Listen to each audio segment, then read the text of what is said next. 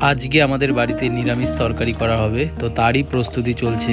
মা এখানে দেখো কুমড়োর ডোকা কাটছে, তার সাথে আরও কিছু সবজি মেশাবে, যেরকম আলু, কুমড়ো, টমেটম সমস্ত কিছু মিশিয়ে একটা নিরামিষ তরকারি করা হবে। আর ডাল করা হচ্ছে। আর এখানে দেখো মা আলু কাটছে। আলুর মধ্যে একটুখানি পোকা হয়েছিল, পোকা বা যাই হোক কিছু একটা হয়েছিল, তো সেটা বাদ দিয়ে দিয়েছে। আর এখানে দেখো টমেটম দিয়ে ডাল হচ্ছে। এরকম খাবার সত্যিই খুব ভালো লাগে। যারা যারা নিরামিষ খেতে ভালোবাসো অবশ্যই কমেন্ট করে জানিও তোমাদের কীরকম লাগে এরকম সিম্পল খাবার। আমার তো দারুণ লাগে। তো মার রান্না হচ্ছে ওইদিকে, আর এদিকে আমি স্নান করতে চলে এসেছিলাম। তো সারা দিনে যা যা করছিলাম আজকে সব কিছুই তোমাদের সাথে টুকটাক করে শেয়ার করছি।